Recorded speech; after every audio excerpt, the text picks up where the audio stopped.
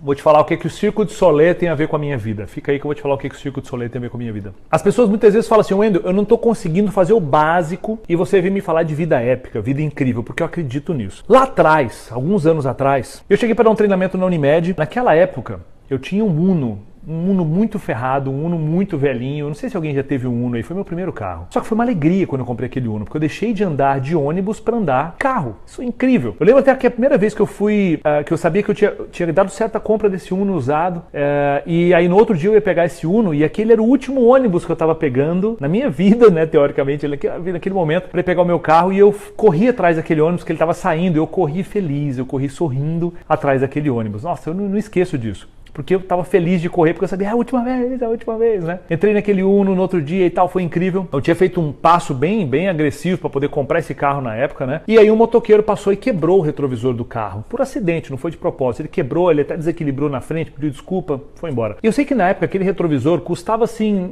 não sei, dinheiros de hoje, mais ou menos uns 60, 70 reais. Só que eu tava passando por um momento, durante um mês e pouco ali, de muito estresse financeiro. Não sei se já passou por isso. Eu tava num momento que ou eu colocava gasolina no carro, ou eu pagava aquele retrovisor. E eu fiquei com aquele retrovisor pendurado ali, andando com aquele retrovisor batendo no carro, pendurado, durante quase um mês, para poder comprar esse retrovisor depois. E era bem estressante aquilo, bem humilhante, sabe? Sou muito visual, gosto de coisa bem feita, visualmente bonita. E aí a Unimed fechou uma palestra, né? Na época eu estava trabalhando numa empresa de consultoria, não tinha Kairos Treinamentos ainda, que é a minha empresa. 600 pessoas da Unimed, os diretores da Unimed e tudo mais. E aí eu cheguei para dar o treinamento. O Uno não tem naquele Uno não tinha ar-condicionado nem nada, cheguei de terno e no que eu cheguei estava tudo suado já e eu parei o carro um pouco longe para dar tempo de descer, para dar tempo de secar o suor e chegar para dar a palestra. Enfim, no que eu parei o carro um pouco distante do local, um médico, o diretor da Unimed, parou o carro do meu lado. E eu vi pelo adesivo da Unimed e fiquei, caramba, e agora, né? Ele parou e olhou pra mim, olhou pro retrovisor, olhou pra mim, olhou pro retrovisor. E ele deve ter pensado, cara, será que esse é o cara palestrante de terno? E eu tava indo lá pra falar sobre sucesso. Pensa nisso. Entrei, no que me chamam no palco, no que eu entro, a primeira pessoa que está sentada na primeira fileira junto dos outros diretores é aquele cara. E eu falando durante 2 horas sobre como atingir o sucesso, como você ter... Você entende isso? Imagina quanto foi difícil aquelas 2 horas. Foram 2 horas de tortura para mim, foram 2 horas torturantes para mim. E naquele momento ali, eu falando, aquele diretor olhava para mim e fazia assim...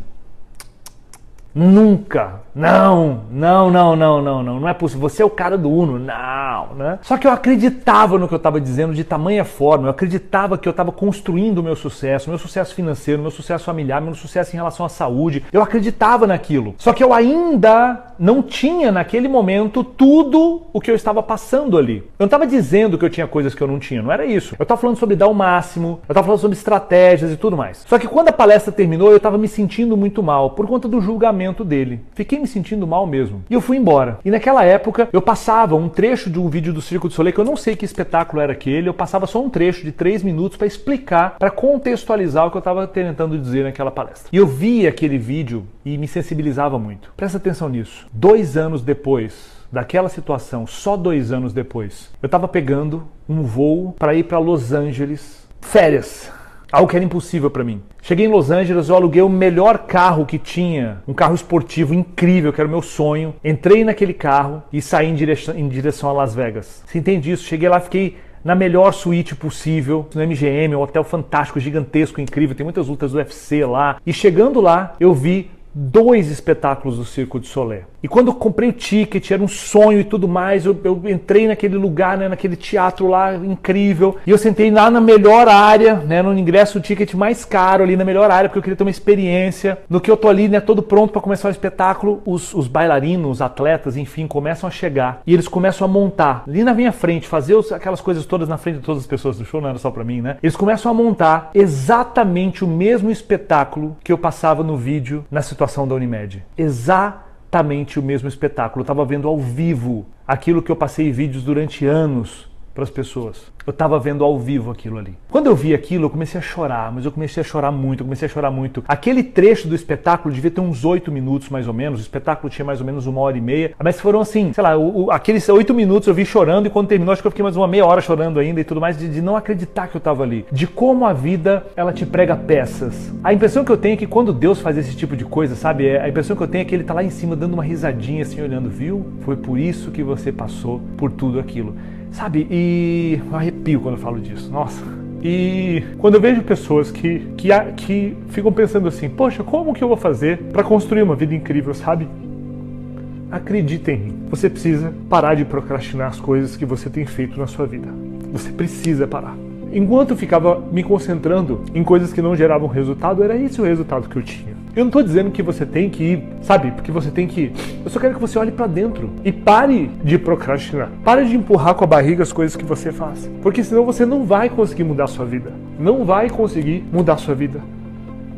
Quando você começar a ganhar mais do que todo mundo da sua família ganha junto, quando em um mês você ganhar mais do que todo mundo da sua família junto, e eu não estou falando isso que é para você humilhar a sua família, não é, porque isso vai acontecer. E com esse dinheiro você vai poder ajudar as pessoas da sua família, ajudar e tudo mais, mas quando isso começar a acontecer, você vai sentar em cima de uma situação e você vai falar assim, caramba, por que isso está acontecendo agora? Por que está vindo tanto sucesso para mim? Por que as coisas estão acontecendo?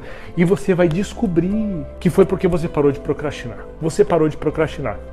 A vida está acontecendo para todo mundo e as pessoas não estão entendendo isso. Você tem oportunidades em relação ao seu trabalho, você tem oportunidades em relação à sua saúde. Se você não tem uma pessoa do seu lado, você tem plena condição de encontrar essa pessoa. Se você tem essa pessoa, você pode se dedicar mais para ela. Você tem uma família.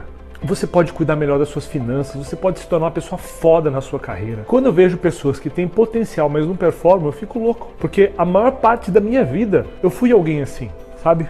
Eu quero que ir para os Estados Unidos seja algo comum para você. Mas eu quero que quando você viajar para fora do seu país, você não faça isso se tornar uma paisagem. Porque aí você não dá mais valor. Quando você chegar lá, eu quero que você olhe para trás. Na época que você andava no seu bairro de rua que não tinha asfalto, na época que você andava num carro fudido, na época que você era gorda ou gordo, e você olha para trás e fala assim, caramba, como a minha vida mudou. Isso vai acontecer muito rápido. Só que isso só vai mudar na sua vida quando você se tornar uma pessoa maior. Eu demorei a entender isso. Eu torrei 10 anos da minha vida tentando fazer coisas de fora para dentro. E eu só mudei o meu resultado quando eu me transformei de dentro para fora. Você tem que buscar desenvolvimento humano. Você tem que buscar engrandecer. Só que essa jornada ela não é rápida. Você entende? Não é rápido. Não é alguma coisa que você vai fazer em 2, 3 meses você vai resolver toda a sua vida. Não é rápido. Mas qual que é o grande lance? O tempo vai passar de qualquer jeito. Então pode ser que daqui 2, 3 anos sua vida esteja absolutamente foda, incrível, num nível muito, muito, muito diferente do que o outro. Ou pode ser que nada aconteceu. Analisa como é que foi o último ano da sua vida, analisa como foi os últimos 2 anos da sua vida. Você teve uma mudança radical nos últimos 2 anos? Então meu pedido pra você é o seguinte, para de procrastinar as coisas que vão dar resultado na sua vida. Para de procrastinar. Não faz isso com você. Não faz isso com a sua vida. Isso não é honesto com você. Seja honesto com o que Deus te deu. Por favor. É um processo de desenvolvimento, igual a Carla falou ali, sem dúvida, é um processo de desenvolvimento.